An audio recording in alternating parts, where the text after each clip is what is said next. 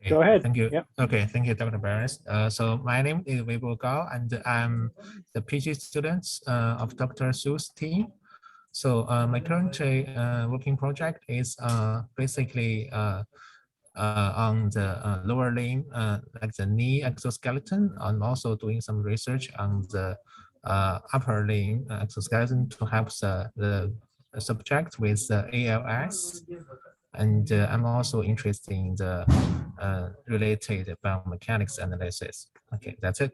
Thank you. Thank you. You guys will have to choose your order. Please. Okay, Susan next. Yeah. Hello. I'm Susan Luo. Currently, I'm the postdoc of the Professor Su's team, and my research interest focus on the artificial intelligence-based learning control, like the deep neural network-based controller and even the reinforced learning-based controller. I'm currently working on the project for the lower limb project, like the knee exoskeleton and the hip exoskeleton. And I also work on the biomechanics analysis for the exoskeleton. Thank you. Nice to meet you. Thank you. And this is Chimi. Yeah, Chimi. Hello everyone. Hello everyone. My name is Chinmay. I'm a first year PhD student at Dr. Su's lab, and I currently work on artificial intelligence based controllers for lower limb exoskeletons. It's nice to meet you guys. Oh, great. And Junshi, we've met, and he's I don't know if he has time to really participate, because I heard that he had a paper deadline. Will he be speaking or no? Since he's still working on the deadline for the TMAC. All right. So maybe he's listening, because I see him on the meeting, but he may not have a chance to contribute really. Yeah, that's okay. Yeah, so that took around 10 minutes. So I hope that left enough time for the program. I'm a little tight on time. I guess if you guys are able to or want to run over a little bit, then that would be fine. I'll probably have to come off right around 3. Take it away. You guys were gonna, Susan, you guys were gonna present a little bit about the robot, in my understanding. Yes, so yes, so that maybe I can start sharing the screen now so that I can start the presentation. Okay.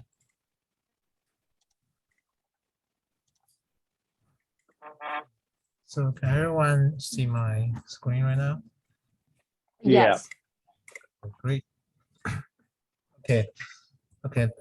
Good afternoon. Thank you all for attending today's meeting. So before I formally start, I would like to shortly introduce today's agenda. So basically, I will introduce our robot from 3 sides. So firstly, I will just present some general slides and give some video demos to show our exoskeletons. And also, I will introduce our portable robotic hardware system.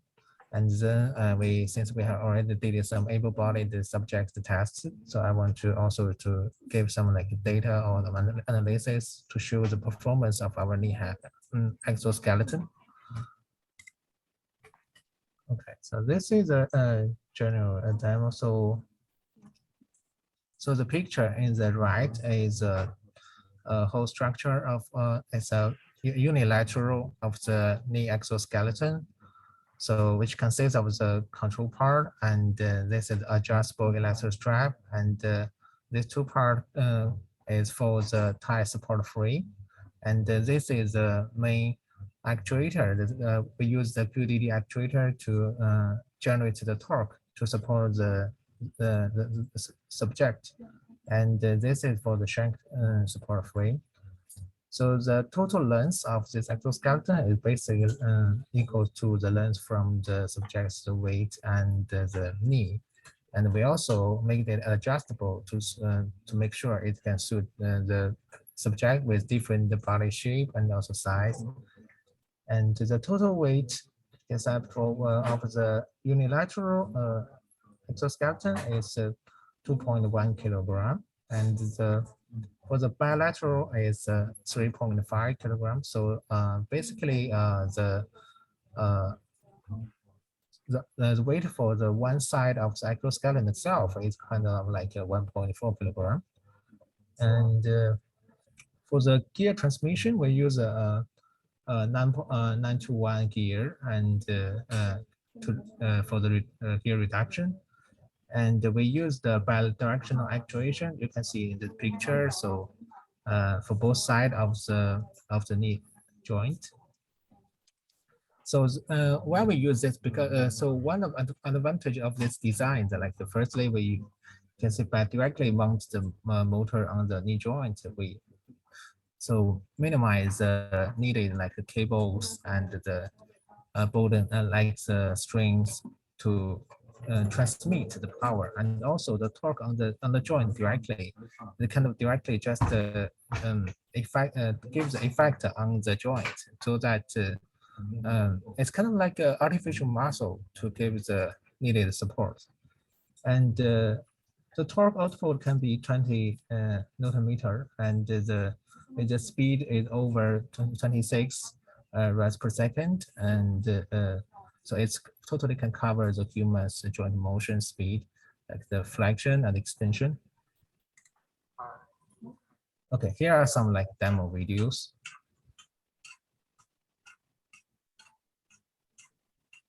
This is student working here, and you can see from the comparison, you see here, so it can cover the large range of motion, and also it can enable the, this is our in-situ monitor to show the joint, the data of the joint angle and the gait cycle, some information. This is one of our labs colleagues for the exoskeleton. The control is based on the MU mounted on the body. You can see we use so this is like a kind of previous demo. We use like 5 MU here. So 2 on the on each of leg and 1 in the total. And right now we reduce the amount of the MU. We can only use 2 for each leg. The total becomes to 3. Yeah, it enables to not only walking but also squatting. I don't want it to limit the people's movement, so we make sure, try our best to make sure the exoskeleton support the large range of motion. And you can do the task like move chairs, normal walking, indeed, and also the continuous activities from like walking to squatting, and then like do some stair climbing or like this.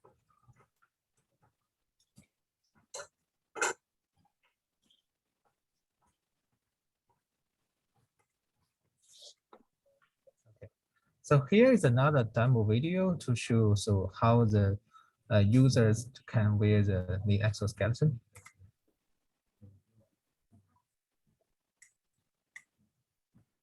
Oh, sorry.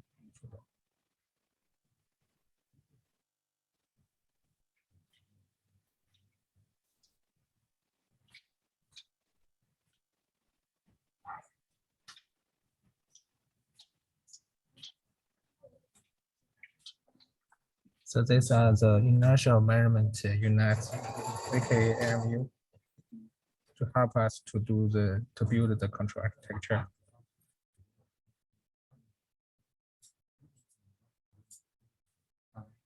Can I suggest everybody turns off the cameras just to save as much bandwidth? I don't know if that makes much difference. Okay. Because it's really jumping here. You know, I'm getting like 1 frame every Oh, I see. 5 seconds or something. Yeah, I know the network issues. Okay. Yeah.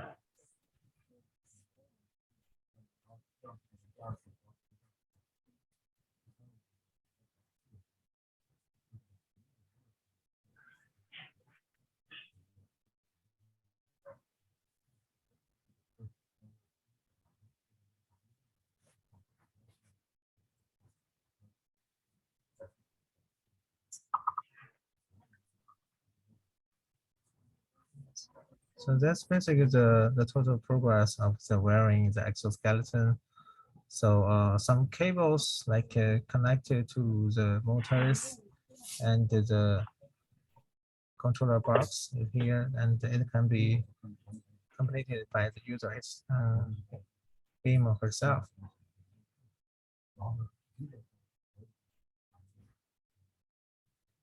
So not too much cables bonding together. So this also try to maximize the safety of the users.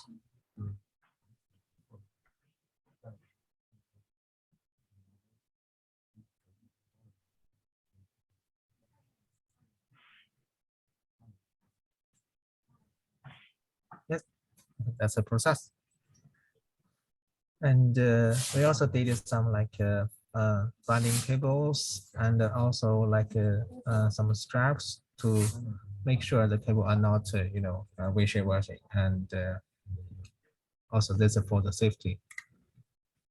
Okay, next slide. So I would like to shortly introduce our like hardware.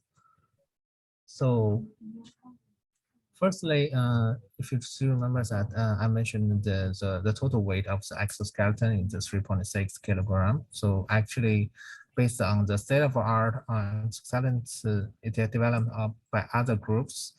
I think this is the most lightweight exoskeleton for the knee. And this portable lightweight power and the electric control, and this is the control box. And you can see it can be mounted in a 3D printed box, and it can be mounted in the wrist of the user. And the total battery can support the skeleton to about 3.5 hours. I think this should be enough for the user to do the rehabilitation tasks and for their like continuous working.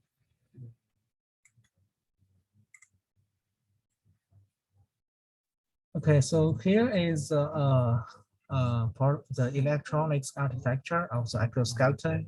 So the core is the actuator itself, and this is actually basically it consists of the motors and the sensors, like the encoders, and also the motor itself, and also it has embedded gears. So the control architecture is kind of like we use a motor and it can communicate with this is our microcontroller, and can communicate with the microcontroller with CAN bus, and also we developed a wireless communication method so that the measured like the joint data and also the information can be in situ and be monitored on the user's screen. We can show that the gate phase and also the generated torque and how the gate how does the gate looks like. Okay, so that's about electronics, and this is about the mechanic part. So basically, the exoskeleton consists of like the belt suspension, the control backpack, and also this is the exoskeleton rigid part. This is like the rigid frame made by the aluminum alloy. And this is the motors, and this is the variable parts. And they are connected together by the suspenders, and also like I mentioned before, we not only need two MUs for each for two legs. And this is the inside of the control backpack, and it can be mounted as a back. Yes, and here we have done lots of like able-bodied subject experiment to evaluate the performance of this exoskeleton. So total would be like 8 able subjects. The testing hour has been over 60 hours, and we used both the EMG and the mocap system, and also we did the baseline test and the power test. Power test is basically the subject wearing the exoskeleton and did the specific test.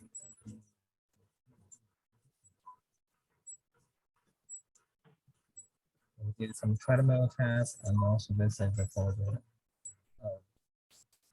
mocap system, the EMG system. Okay, and actually, this is the first work to show the EMG reduction with the portable knee exoskeleton. So there is some like research result of our analysis. So you can see the picture that so compared the power with unpowered condition, the RMS EMG was reduced by 3.45 to 15.22%, and the power with the baseline condition, the EMG can be reduced by like 1.92 to 10.24%. I think it's still a decent work. We are still trying to improve the performance. And maybe Susan can introduce more later about this result.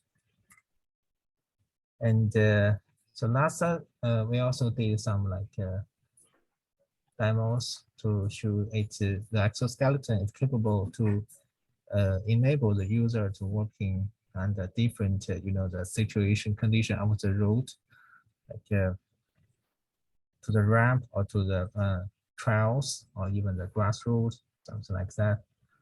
And also we want to, it can enable the user to do the continuous working to squatting different activities.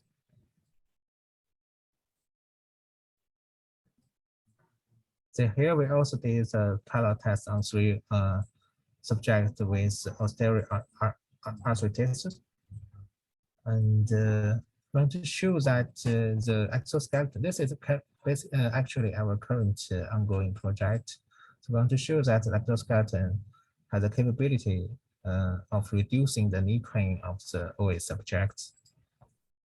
So based on our preliminary test, we show that the exoskeleton has the potential to reduce the pain scale from 5 to 2, and also the subject wearing the exoskeleton has the increased working speed by 10%. You see the short demo here. So that's a demos from 3 subjects with different level of OA.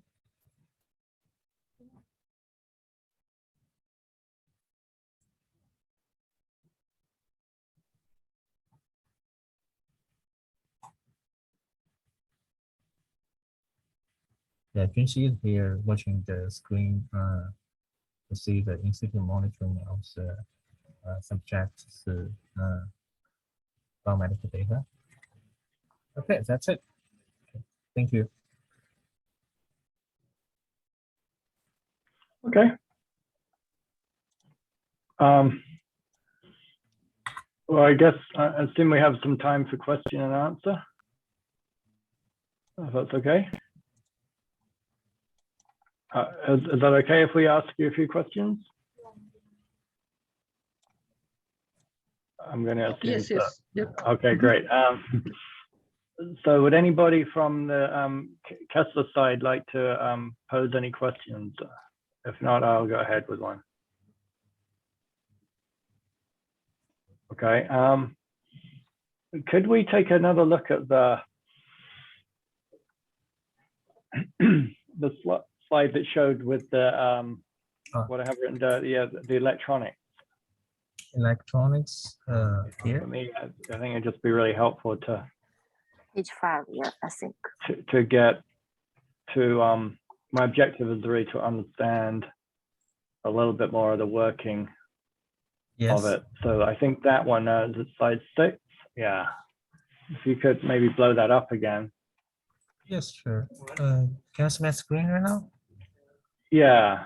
Yeah. If you could even like maximize it again, that'd be great. Oh, but this is fine too. And so. All right. I need probably to spend a little bit of time with this. But is the torque sensor, is that part of the smart actuator? Yes. So we integrated the torque sensor and with the motor itself. So you can see basically it was located here. So they are mounted by the screws together. So it kind of like a head under the motor itself. Yeah, I would. So that's why I say they're integrated together. So like you can consider it as a whole part as a knee joint here.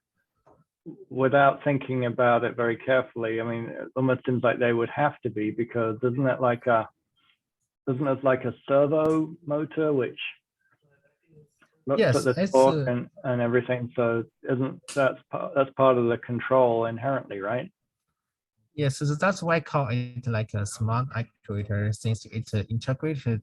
It has already integrated with the encoder, the torque sensor, and in itself. So you only need one cable to power the motor, and meanwhile read and receive and transmit the data to the motor simultaneously. So all you need is only this cable. Is that smart actuator piece, is that something that you got that was designed in the lab? Yes, we have designed the QDD motors in the previous, I think it should be 2019. One of my senior has joined the project for the quasi-directive drivers, and it has been published on the IL journal. Yeah. I'm just going to read that back. So the smart actuator with low-level controller, that is a piece which was developed in Dr. Su's lab, be it at North Carolina or probably at North Carolina at CUNY. I mean. Yes. Correct. Okay. All right. And so that red piece in the middle, that rotates relative to the outside. Yes. So this is the inner part is rotating. Yeah. And yes. So the gearbox is internal to that. The gearbox has been embedded to this actuator. So this pancake-shaped actuators has actually consists of both motors and the reduction gears, so that it's you only need to mount a shaft here to transmit the torque, and the torque has already been enlarged by the embedded gears. Does that make sense? Yeah. Yeah, and so somehow you bolt the probably the thigh piece to those outside lugs, right? Those outside kind of bolt holes, and then you attach the moving piece to the red. Yeah, I think would you mind moving second? to the slide one? Yeah, I think that is the easier part. You can see here. So we have the low side here, and then mounted to the motor. Hey, give me 1 second. I just need to. Yeah, sure.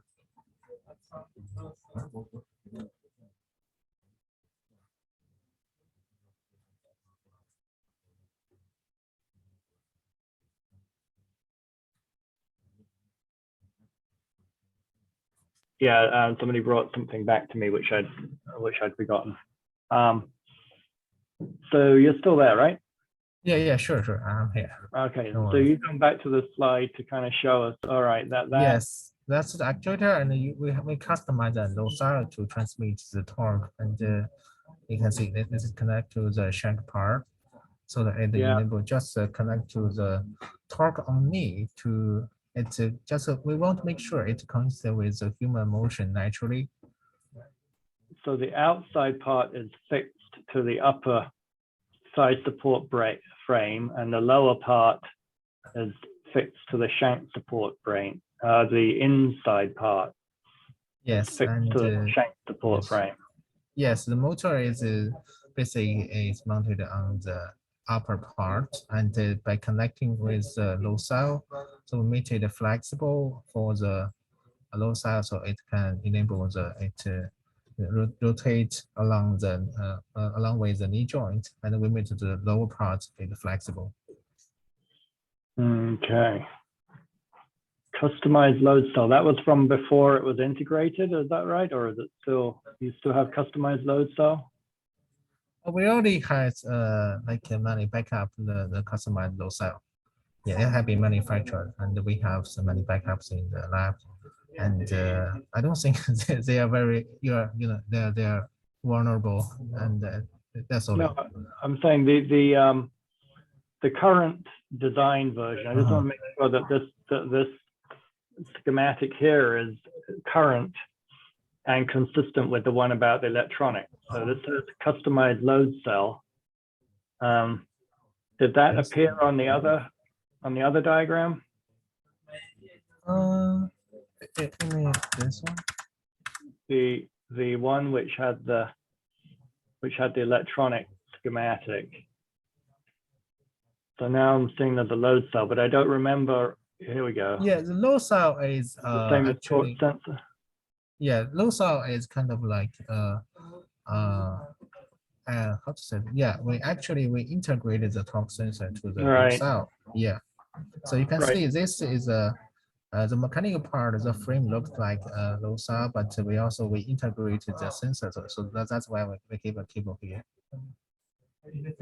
Yeah, so we integrate the sensor and we mounted it because it's a pressure sensor and easy to mount it on the mechanical structures. So we made this very thin pancake shape of the integrated parts to minimize the space. Does that go like in between that torque sensor then? Does that kind of go in between the red piece and the braid? So exactly how does that, maybe if next time we can see like a little bit more detail on sure on how that works. So actually, this is a lateral part, sorry. So this side is the lateral part and this is the inner part, and we mounted the low cell here. Yeah. And low cell has a shaft here to extend it to the lower part of the shank. So it really measures the torque in between that inner. It measures torque. Meanwhile, transmitted the torque generated by the actuator. So it's the torque between the red inner piece and the braid, which is really the same as the torque generated by the motor. Yes, that's the idea. Yeah. And then the magnetic encoder is again part of the encoder has been already sealed in this shell. Yeah. Does that have like a then it has a the encoder as well as sorry. No, it has an absolute angle reference then.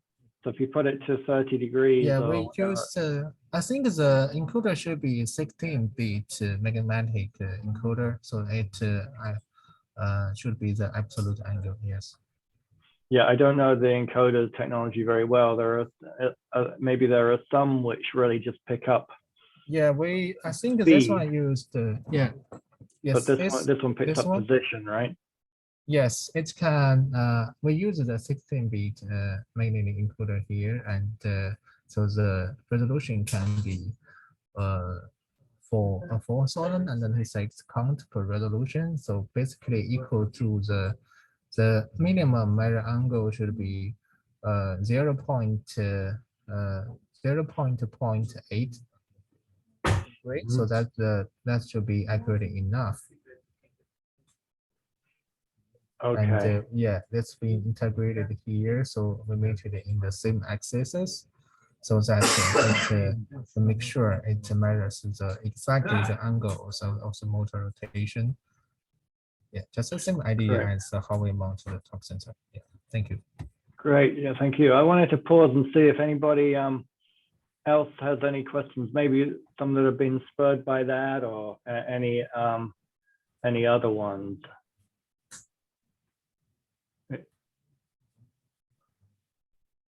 Well, what you could do is actually use the putting up the hand. On Zoom, do we have the putting up the hand thing? You guys know what I mean? Let me try it out. This one, right? Not thumbs up.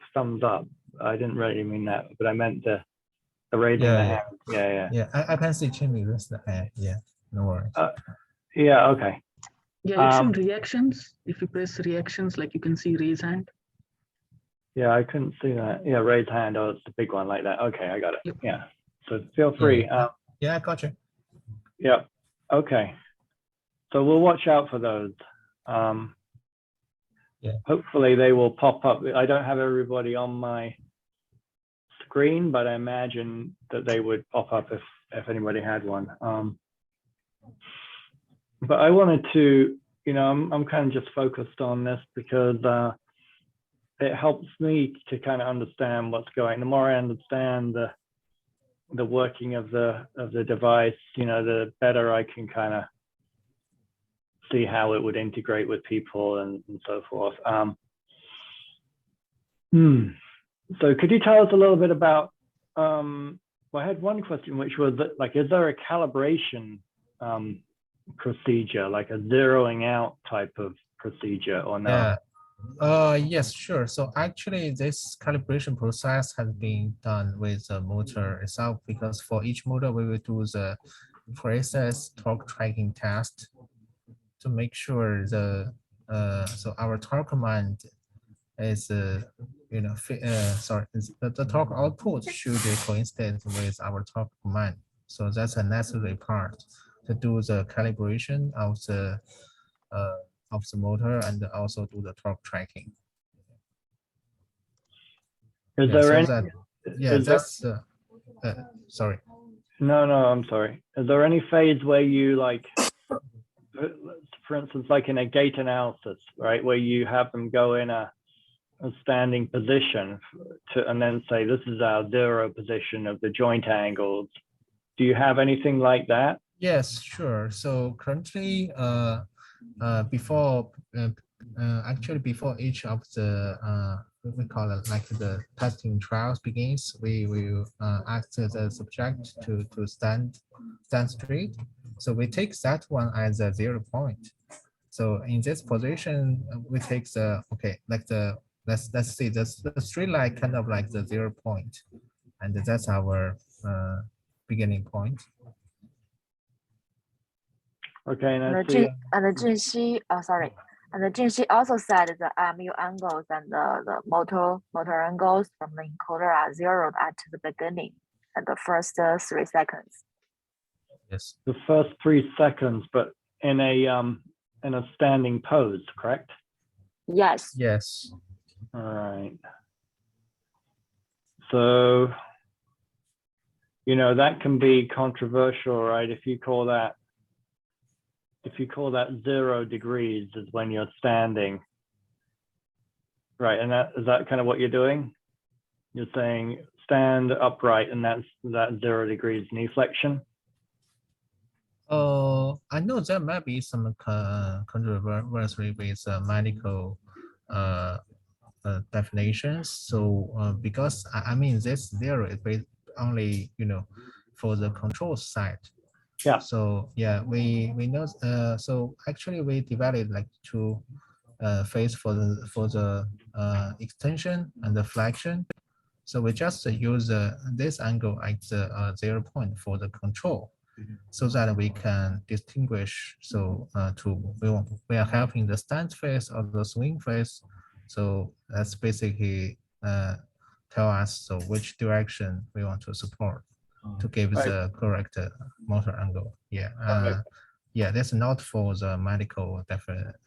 Sure. Yeah. Well, that picture right there, though, they're not even. And just to be clear, is the calibration done when they're sort of standing, like in the same kind of calibration position that you would have for a gait analysis? Because what you show right there looks like the person is actually walking already.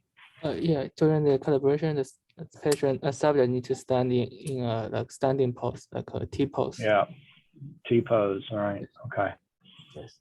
And so then occasionally you might have somebody who has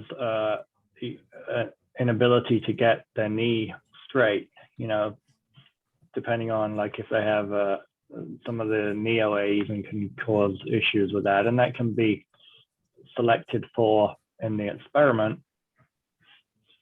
But that's important to know. Okay. Okay. And then could you tell us a little bit about how you have a block there with the IMUs and you have motion intention. Could you tell us a little bit about how that control works? Because that seems like a very important part of the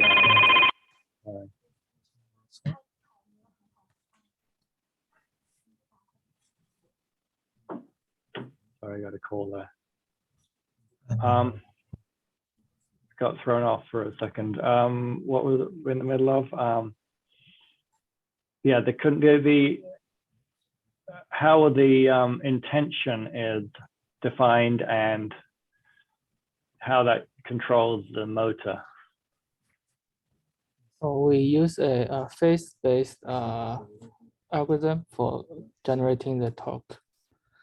So the we use the 2 psi IMUs to estimate the gate phase percentage, basically a number from 0 to 100%.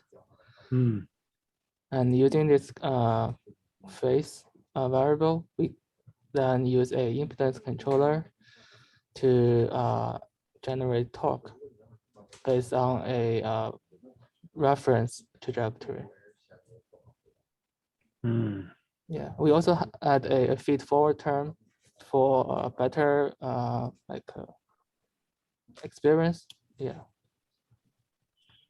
What happens if somebody does a sort of, they're in a transitional phase of gait, or so it seems like if it's driven by the gait phase, in a steady state walking pattern, that kind of makes intuitive sense. But if they were kind of ending or beginning or turning, oh yeah, can the motor ever kind of give an inappropriate type torque? Yeah, the algorithm can handle like starting, stopping, turning, or most of the running. So most of the walking poses you can imagine. So Yeah. there's a lot of like learning and machine. No machine learning for now. But our Okay. algorithm, because it's phase-based, it's kind of has some robustness against the perturbations. Okay. So yeah, so if the subject suddenly stops, the algorithm will detect this and stop producing the torque. Yeah, and if you make a turn, it doesn't matter because making a turn doesn't really affect the phase.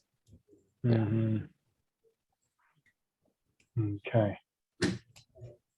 So this slide right here is pretty good.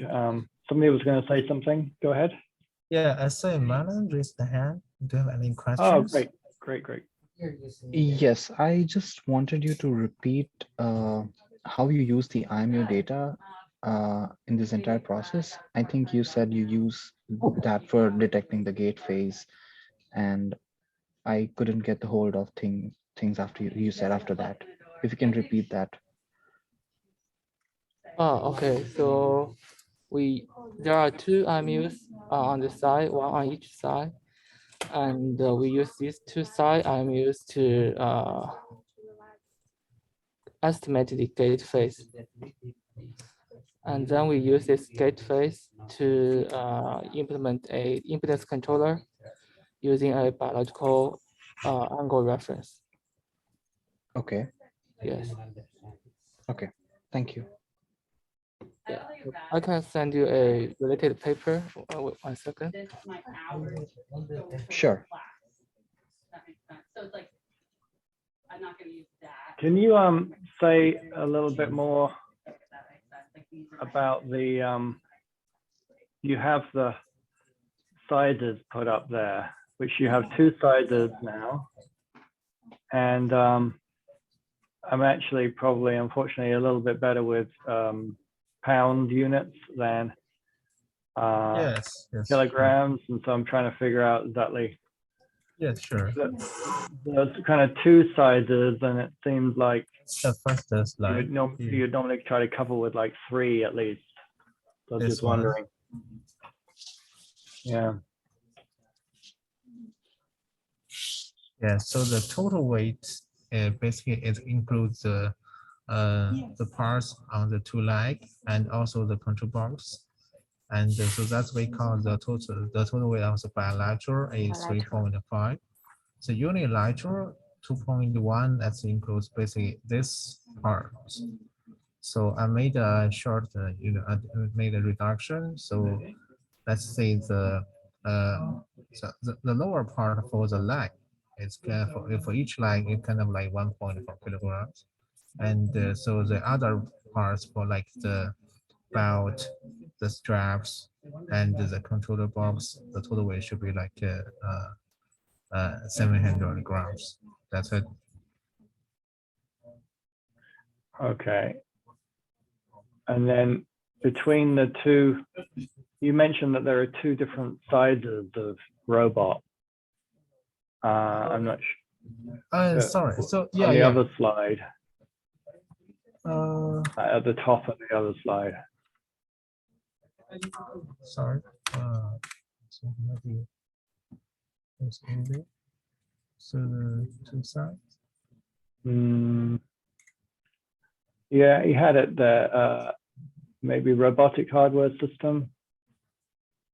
The original, it was on that, yeah, it was on that slide you just showed.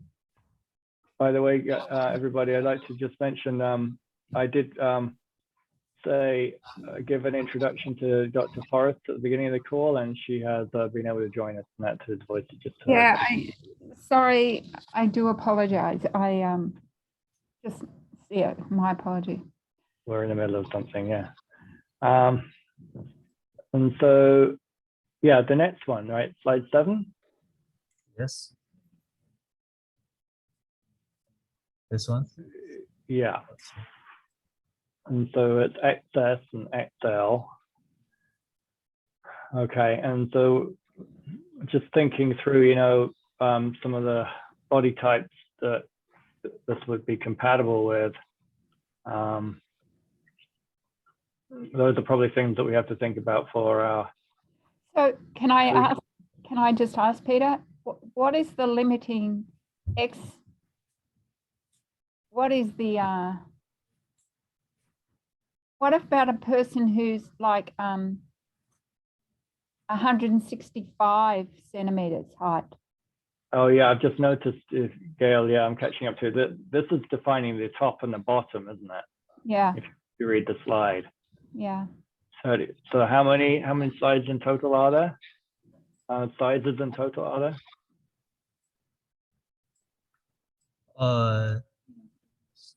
So yes, I can show here. So we have a different size for the straps, and we also made you see we use the screw mountings here, so we made it adjustable. Okay. So the length of this shaft can be adjusted by mounting the different parts of the position of this. Okay. Yeah, this thing. And so I think that should be our previous mounting part. You've got an extra small and an extra large. Does that mean you can actually fit between these different limitations? So extra medium is okay. That is. Yes, we have. If the subject is 165 centimeters tall, then we probably would fit the medium size. Oh, so you've got a medium size. Yeah, we have. Sorry. Yeah, this is the X2XL. It's not only these two sides. Sorry. Yeah, so they're the limit. They're the outside bounds, I assume. Right? Yeah. So it should be XS, S, M, L, and to the XL. All right, and so then we're looking up at the top end there for if 95 kilograms real crudely is around 210 pounds. And so, I think that's a pretty good coverage. Have you guys really tested it out to that kind of range? Yes, we do have. Right? Because you wouldn't have have to do some tests. Yeah, so that we can do have this kind of data. Yeah. Okay. the elderly lady that we showed in one of the Yeah, videos. so she's around 200 pounds. you can see here, so for the different able-bodied subject, we do Yeah. try this one on subject with different body shapes. Yeah. And also, I think in You can show the yeah. I'm looking first for video. this. Yeah, this one. Yeah, I did see those subjects. Yeah, Yeah. this is one of our always subject we tested on. Yeah. Got it. Sure. Yeah. Okay. Okay. Gail, do you? Oh, and I'm sorry. We've said actually, if anybody wants to raise the hand, then do go ahead or chime in. We have until 3. You know, I would like to hear a little bit about the one of the things that we've thought about is the markering, meaning the mocap with and without the exo. So you showed some baseline versus with the exo, right? Yes. And then how does having the exo on, that's EMG, but I'm talking more about mocap. The mocap, Yes. how you maintain the same really reference frame between the conditions with the exo on and exo off. And we'd love to know that because we're thinking about that as a potential significant challenge on, you know, we have a design, right? An experimental design where you really want to look at with, without. And so it's pretty important to be able to see kinematics on the same reference frame. So particularly the knee joint, right? Yes. Can you guys speak to that, or maybe you need a little bit more time to Yeah, for that we think? during our one of the videos, one of the pages we show 8 subjects walking on a treadmill. That was the one we did the mocap plus the exoskeleton study. Yeah. So the markers are placed on the anatomical locations, and we kind of carefully avoid interfering with the exoskeletons. Yeah. Yeah, So but actually, you can see I paused here. So this video also shows the subject is wearing simultaneously the exoskeleton and the mocap sensors. yeah, but the particular, I think one of the Peter's questions is alluding to the knee joint, right? So if you have, can we just look at a sagittal view of what you showed before on the skeleton, on a sagittal view on the knee joint? Yeah, sure. So actually for the previous testing, so we asked the subject to we have the baseline test, and for baseline, so the exoskeleton not empowered. So we will let the users to both wear the both mocap sensors and the exoskeleton and do the testing, so we can do the comparison. Right, but so does that mean, but I think what Peter's alluding to, that if we use an external capture system such as, Yes, yes, I understand that. So you can see there's like an orange box here. So we did some engineering works to make sure so the mocap signal can be integrated to our control box. Yeah.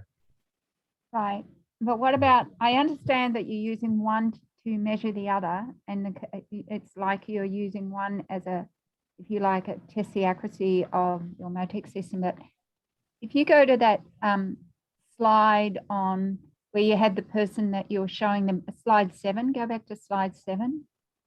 Sure. Right. This one? Yeah.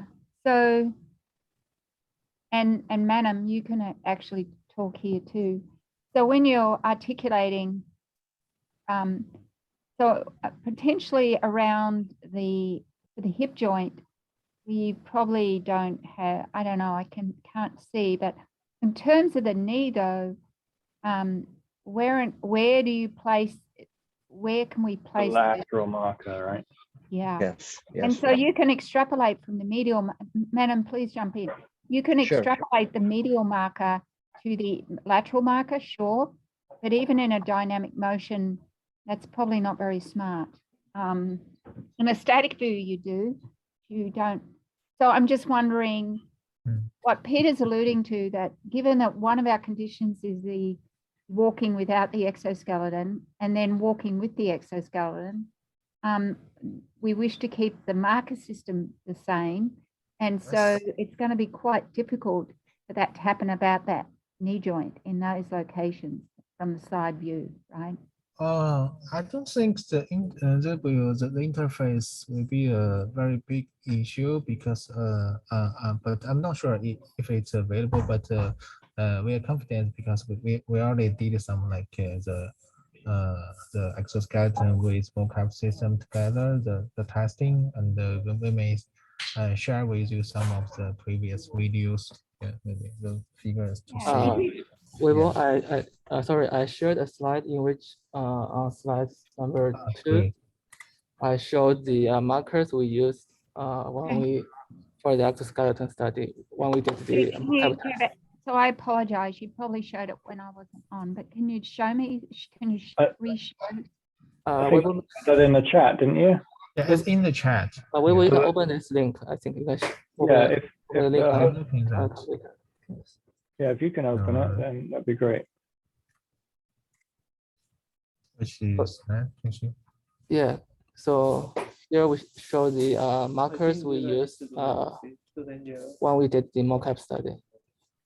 Hi, but when you put the exoskeleton on, don't they occlude those markers? No. Even with exoskeletons, these markers are still visible. So we have basically a custom marker, right? Okay. Yeah, if you have a different marker set, then I cannot confidently say that they will not interfere with our exoskeleton. But you need to see, yeah. But yeah, maybe we can also show them the Houston's figures where they use like triangle shaped markers. I think they also can be visible.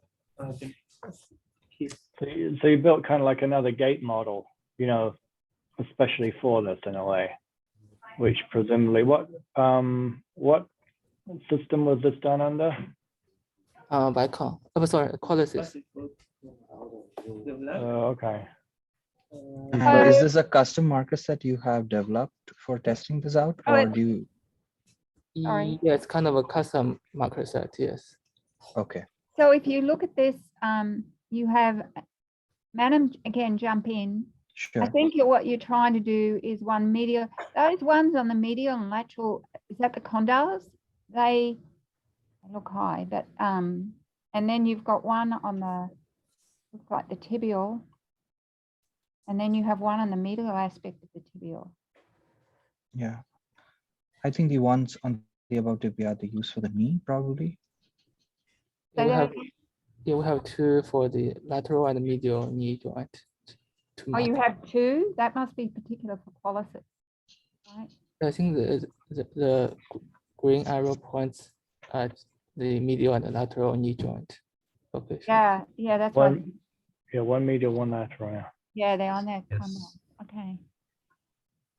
All right. So, Madam, if we look at our exoskeleton marker set, right? There's more markers there than we need, correct? Is that true on the shank, right? Yes, yes. And also on the thigh, right? Yes, on the thigh, on the knee. There are more than what we need. Yeah, I mean, yeah, you have to go from those array of markers into how you're defining the segments, right? And so that means there's a piece of this which you guys have developed to do that. Right. But Qualisys might use a different technique than. Yeah. At the end of this slide, if you go to the last page. Yes. Yeah, we show a last page. Yeah, we show this is the actual mocap result. Yes. If you download this slide, you can play this video. Yes, sure. I apologize again for my ignorance. Is mocap What is mocap? Is mocap what The you? motion capture, optical motion capture, the color Ah. system icon. Yeah, sorry about that. So it's an abbreviation, in other words. Yes, yes. Yeah, we had don't do that. Yeah. Sorry. Yeah, you can play this. So you've actually used Simulink on this? You've actually used Simulink? I think this is not Simulink. This is No, I just noticed the heading.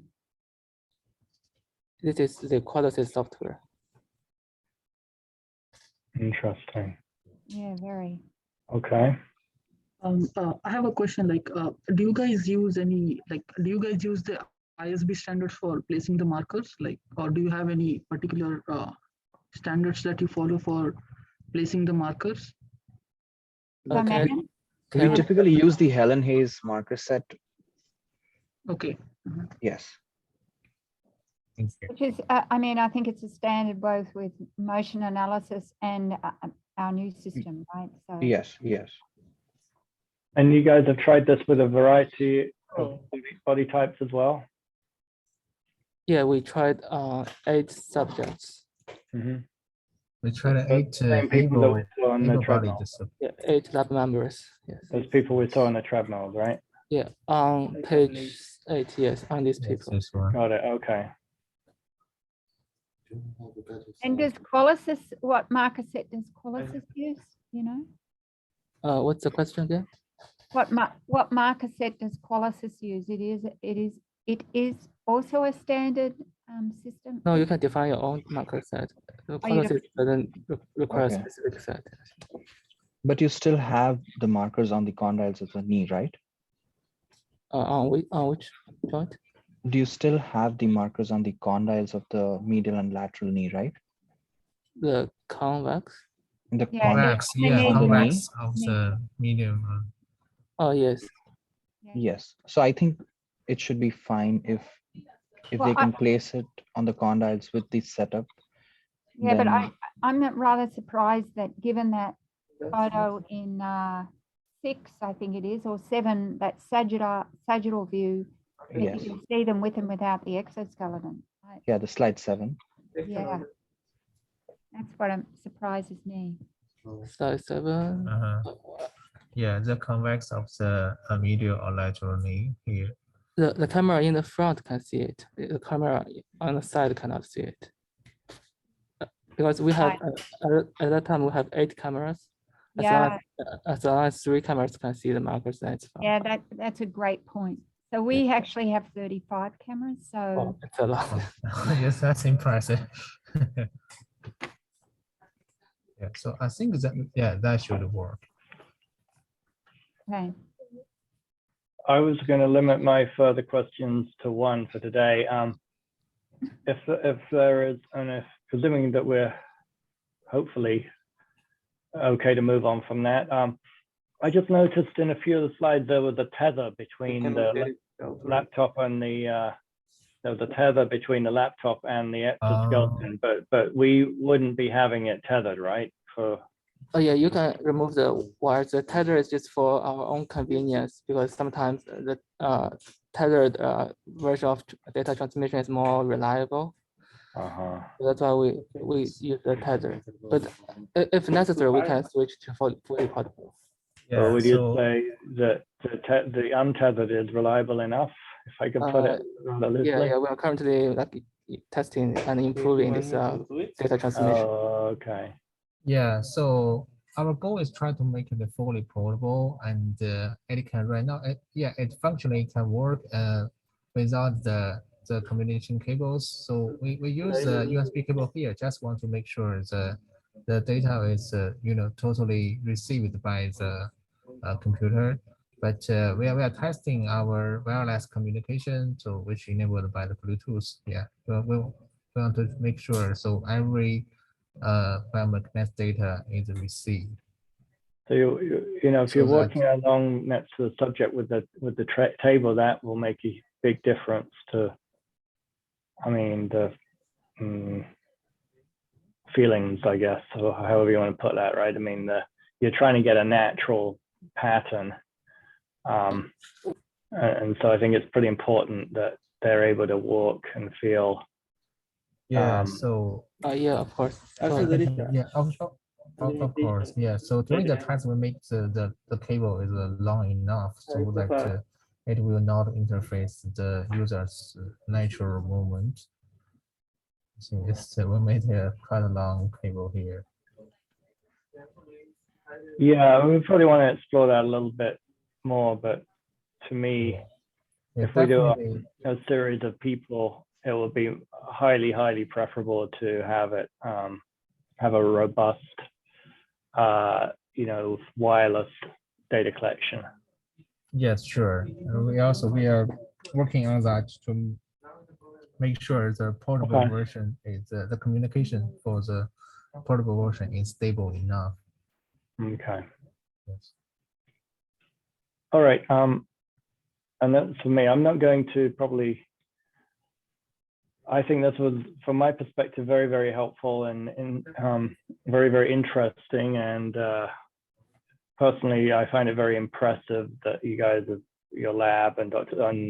Su's lab has been able to innovate and create something like this, and we're excited to try it out. I was going to say, for our group, are there any more questions for the group? I guess continue on that point of tethered versus untethered. Have you tested the range? I know it's Bluetooth, correct? Yes. Yeah, it's Bluetooth. Yes, I think 10 feet should be okay. 10 feet from the from the From the laptop. operating machine. Okay. Because really the laptop is used to monitor some parameters, to change some parameters, or just to visualize things. Yeah. The monitor, I mean, the laptop doesn't give the control command to the robot itself. Robot is fully empowered by the control box. Yeah. So we use the cable just to try to receive the data and to monitor the biomechanics data on the screen. Yes. You don't have onboard data logging of the. Yes, we currently have onboard data logging. Yes. You do? Yeah, we currently have. Yes. Oh, that would probably work, right? If you were able to log the Yeah, it's talk. my foot. Yeah, it logs the data currently at 500 hertz to a local SD card on the controller. Have you guys? Another question. Have you guys thought about synchronization? For synchronization, it's also doable. We can, as long as there is a TTL pulse, then we can do the synchronization. TTL pulse from your thing to, okay. Yes, a standard synchronization. That would be really important for us to be able to sync as well, right? So yes, we understand that. It'd be really good if we could get an out pulse from something else. We can accept or generate synchronization signals. Yes, we have this experiment to figure out the synchronized issues and based on our previous experiments here. So can I ask, what data are you collecting? What data are you collecting throughout the trial? For now, data.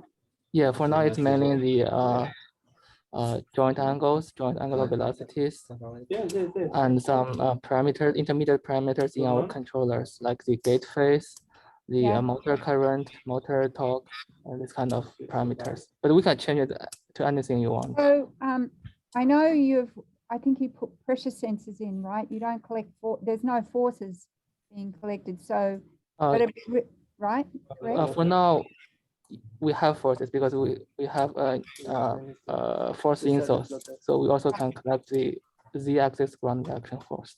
Yeah, but that's actually pressure, right? That's not actually directional force. Oh no, it's converted to force. I know, but it's not a direct measure of force, right? It's not like a plate. It's actually collecting. Direct measure maybe, yeah. So that's okay. But so it'd be good. It'd be good for that to be synced relative to what we collect as well. Yeah, that's already synced. If you give us a pulse, we could be able to work that out. Okay.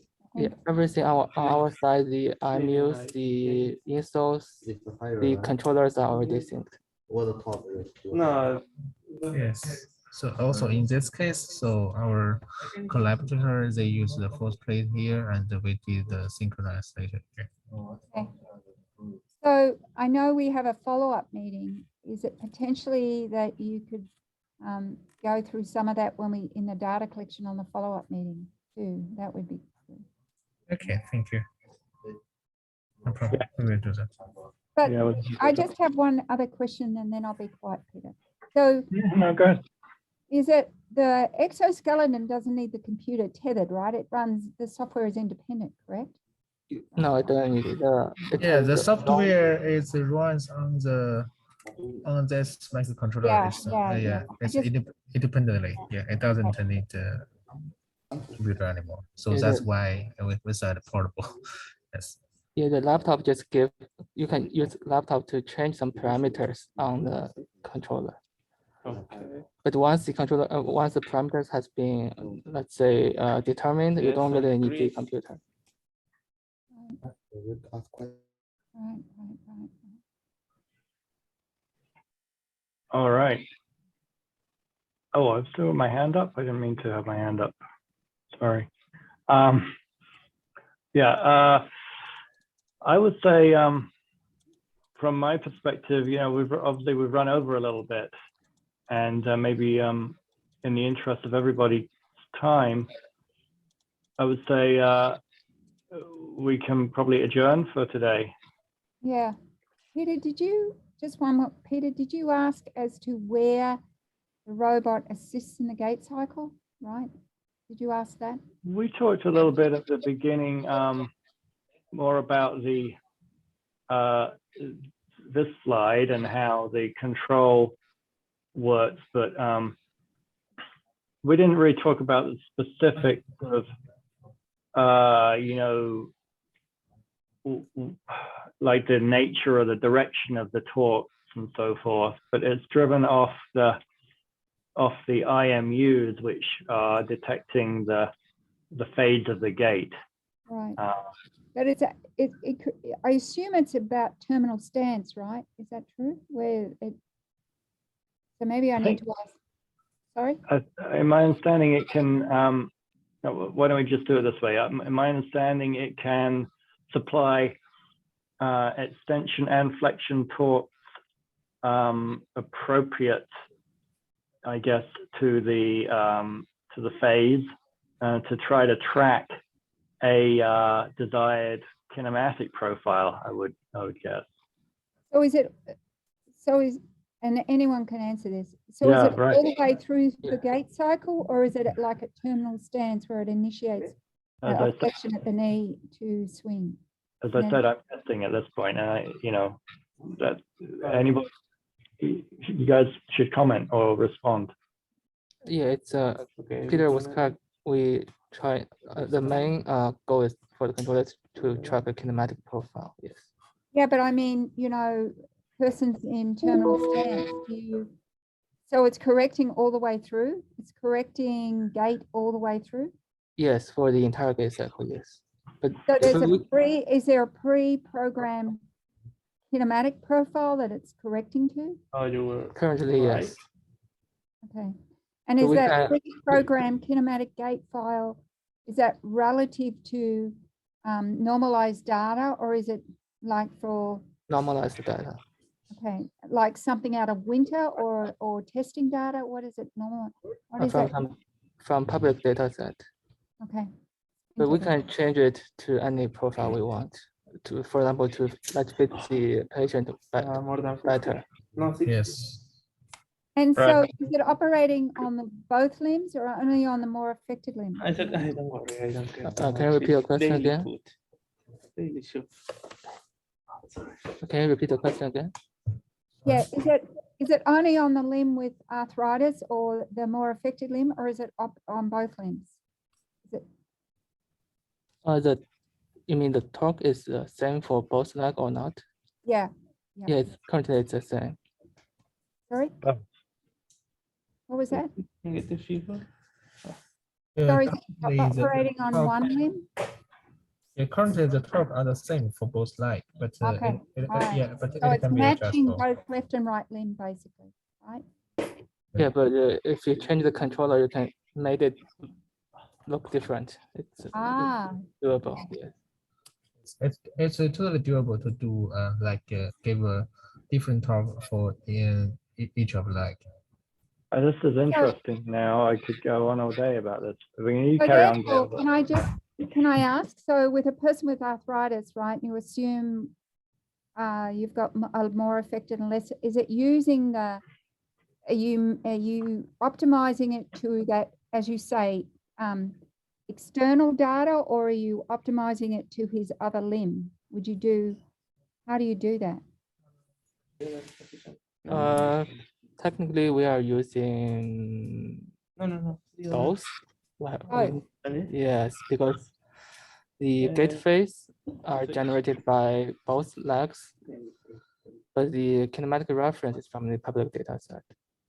So both contribute to the torque. so you may weight it relative to him, but you use the profile of the external data. Yes, we have some parameters to tune the relative weight of the torque. Yes. Interesting. And the validation of using a weighting to the person, right? Is that been pretty good? You've done that, right? Yes, we Yeah. plotted the actual torque versus the biological torque. It's quite similar. Yes, that's why we also did the torque tracking and So Peter, this is interesting, right? This Yeah. actually influences our whole, don't you think? But the other part that occurs is that the target pattern could or should be speed dependent, right? If you look at people Well, in different so speeds. yeah, but maybe you and I talk about this, right? Because you know, their externals probably basing it on kinematics, not speed, and so then There's always going to be a mean from a population too. You know, that's the thing. and you know, so and then the forces are going to deviate relative to that speed, right? So, wow, this is very important, I might add. Yeah. Okay, yeah. So at the beginning, I also mentioned that's one of the advantages that mounting we use the technique called the torque on joint. So no, not like the torque tether system. Like you have to convert the moment in the distal end to the force and then do the reconvert again. So that maybe the actuator powered torque maybe not follow the biological torque very well. Yeah, but if you take what Peter said, right? So a person that walks fast versus a person that walks self-selected speed, and so you're using an external data set. So that external data set potentially is going to be influenced by the speed that they're walking, and so right. This can be changeable, I think. Yes, Chenxi. Yes, so the speed that has influence, but not as much as you think. I think because we're mainly tracking a position trajectory, which is quite irrelevant with speed within a small range. Yeah, I Yeah, think we also tested. Maybe this is another conversation we have to have, because certainly the reaction forces are very different relative to speed, and the ground reaction forces are often what determine the kinematics. So I think that I think, wow, this is really interesting, Peter. And the force will change a lot relative to speed, but the angles usually do not change that much. Okay. And we've tested on the controllers on multiple speeds that worked quite well. Okay. Okay.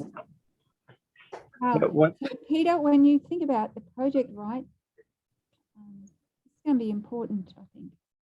Yeah. Because what decision-making process do you use? You know, how do you determine this? I mean, in one of our other projects, we have, and Xuan can speak to that, but we have target speed profiles, target angle profiles, which are driven off published data at different speeds and different heights, actually. And so that is something that we've looked at a little bit. But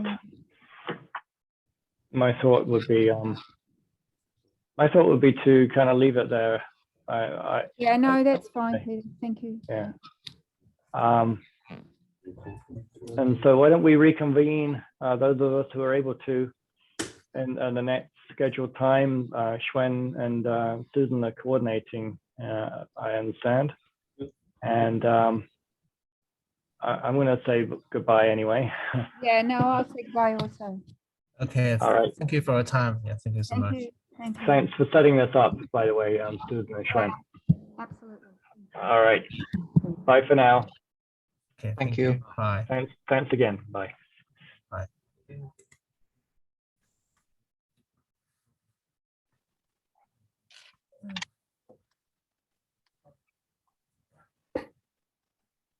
Well, they have so many questions. Oh, gosh. Okay, I will stop recording.